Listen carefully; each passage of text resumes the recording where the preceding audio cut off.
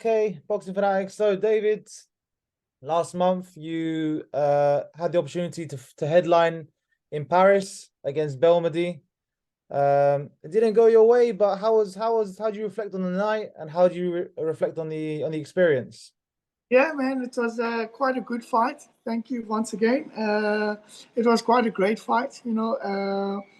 The man showed experience. He showed why his record speaks for himself.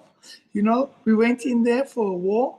It was they were planning. You could see they thought they would take me away in the first half of the fight, but knowing me and my fighting style, we took them all 8 rounds. There were some times in the fight when their corner was a bit worried because of the never stopping coming forward, putting on the pressure. He did catch me with one or two nice hard punches, but nothing really to worry me or my corner. Never got a count or anything like this. It was just a fun action fight. He won by unanimous decision, but everyone else, other boxing analysts that watched the fight, have the fight a little bit closer than what it was scored at, So we take that as a home advantage for him. And besides that, bro, it was a great experience stepping into the ring with someone like that. I enjoyed it. I enjoyed every second. As you guys know, I love fighting. So it was very good to go another 8 rounds 4 weeks later. And bro, afterwards, a week later, I got a call up to fight now this week. This means things are going good. 100%. Where does he rank, Belmadi? Obviously, on paper, he seemed like he was kind of your best opponent on paper. But after sharing the ring with him, would you say he's your best opponent so far in your career? Yes, 100%. He's currently ranked, I think, in the top 70 now in the world in the lightweight. I even said to him, he was my best opponent in terms of ring IQ. And he was so calm, collective. He didn't show any signs. You get fighters that, you put on the pressure so much, they feel the pressure. He didn't show any signs of that, But you could see there's a few shots where I did hurt him. Me not stepping back, he thought he would knock me out. There's a few times in a fight where his eyes were just like this, like, bro, you don't go down, And by far my best opponent in all my fights.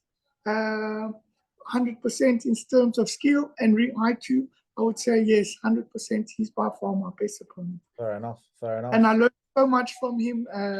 Actually, it was the best thing for me actually to go in the ring with these guys. I'm very excited now to fight Shadalov this coming week. Yeah. And you're back in the ring against Shadalov next Saturday, and it's the first time you're fighting in Germany, isn't it? Yeah, it's my first time fighting in Germany, and for me, it's exciting fight. Even on a card like this, under a promoter like this, with Benny Blanco. I'm sure you guys know him. He's also affiliated with Top Rank. So it's very exciting for me. It just means somewhere out there I did something right, that these guys are giving me a shot, And it's my time to make a statement here in Germany, to make my mark so that the train doesn't end here. I carry on fighting and hopefully fight for one of these German international titles or get back into title fighting, It's all now. It's the time now, Yeah. Sounds good. So Shadalov, he's 5-0. How is camp going for the fight? Yeah, well, I haven't been stopping camp since April fights. I had my first fight April 1st in Holland, and then again in May against Bellamy. So it's always like a week's break, 5 days break in between. And for this one, the same story. We just got back from France. I even said to the coach, I said, yo, what a fight. I'm sure we're going to get a call, And the coach just said, hey, chill. And it was by Wednesday, Thursday, we had a call already, you know. So for me is I was just back inside training. Training has been good. The Shadalov is he's been a groomed fighter. He is a big prospect here in Germany. He represented Germany in the Tokyo Olympics, Tokyo 2020. So you know they are bringing me up. They are bringing him up the ranks. He is a cess boxer. So you know the coach told me about him. He said about over 200 amateur fights. He represented Germany, and so for me it's more an honor, you know, to fight an Olympian. You know, who knows? Even if I beat him, he can still carry on to be a great champion, you know, one of the greats, you know. He's an Olympian. He had over 200 amateur fights and stuff like this. So for me, I said to the coach, you know, in my journey to fight a guy like this is actually, it's an honor. It's great. It's not every fighter, especially from South Africa, or gets to fight Olympian boxer or, you know, up and coming, very good big star here in Germany. So yeah, I took the fight, and we've been sitting down, breaking him down, finding his faults, finding my strength, his strengths. And I think it's going to be one of those exciting fights, and probably fight of the night, you know, because I have been training, I have been fighting. So he's not fighting a fighter that has ring rust or anything like this. He's fighting someone very experienced, first of all, and very active. You know? And it's not like I've been doing 4 or 6 rounders. I've been busy in the last 2 months with 8 rounders, you know, and I've completed 16 rounds. So you could say I'm very active, very strong. I'm ready for the ring, you know. So it's going to be a very interesting and a very exciting fight. I'm just looking forward to it. 100%. How do you kind of go? How are you approaching the fight when you come up against someone so experienced? Like, what's your game plan? Going to fight. The fight is, he's new into the amateur. He's new into the pro ranks. 5 fights. We watched these last 5 fights. They really used proper journeymen, guys that threw back max 50 punches at him the whole fight. You know, he seems like a fighter with no power. So our game plan really is to bring him into my world. You know, yes, I have adapted a little bit to his amateur style of fighting, you know, coming in there with the amateurs fight fast. You know, they have 3 rounds to win a fight. So obviously changing my style of 8 rounds or 10, 12 rounders to 6 rounds of fast, many punches, combinations, you know, we've adapted to that. And also just to bring him into the deep end of pro boxing, you know, make it rough and tough in there, not give him space to breathe, take away his thoughts. If they have a game plan, try to mess around with that game plan. I know coming into this fight, it is going to be difficult for me to win it on paper, you know, via judge's decision. As I say, he is the golden boy in Germany. He is, they are building him. He's not stepping stone, I'll be stepping mountain for him. So to beat him on points is going to be a very, very difficult challenge for me, which I've trained for, you know. I've trained to take him, if he goes on points, to take him. But I'm also trained very much so to bring my style into the fight and to hopefully get a TKO or a child thrown in, or hopefully a knockout. I'm not one to ever say I'm going to knock out anybody or anything like this, but I am one to say I'm going to bring a fight, and I do always bring the fight. So I'm excited for that. And that's the way we're going with this fight, is we're going to go put the pressure. I'm going in there like I am the chosen one, you know. The fight is all about me. This is how I'm going to go. I have nothing to lose at the end of the day. I've got so much to gain from this, you know. I've got new promoters, management. It will be on ESPN Plus. So many eyes will be watching this from America, Canada, and so forth. So I have a lot to gain from this, you know. I've got nothing to lose, really. So I'm just going to put it all put it all in once again, like I did with my last 2 fights. And as you can see, the more I'm putting in the work, the more the doors are opening and the opportunities are just getting bigger. Yeah. 100%. That was going to be my next question, to be fair. David, if you don't mind me saying, so you're 34 now. You've lost like your last 3 out of your last 4 fights. Is this? I was going to ask you if this is like a must-win bout for you. But so, irrespective of whether you win or lose, you still want to carry on, and you still want to. What I'm trying to say is, would you be willing to go down the journeyman route, or would you, or how do you see this? Let's say if you don't come out on top, how do you see yourself going? If that makes sense. Today it's my age answers this question. You know, I have been out here in Germany since for 4 years. The Corona hit, and yes, the past 4 years I've had 3 fights, 1 win. You know, so a win here is a must. Then I'm sitting at a 50-50, you know. Then you get promoters or someone that will still look at you to say, hey, what can we do with you? Because I've had 6 title fights and stuff like this. So there is a chance for a promoter still to do something with me, you know. Losing a fight like this, also it comes down to how you lose, you know. I think if I put on a very good fight and it's a close one, and they do give it to him on points and stuff like that, and I do get a nice call up, that will be how I come back into the fighting, you know.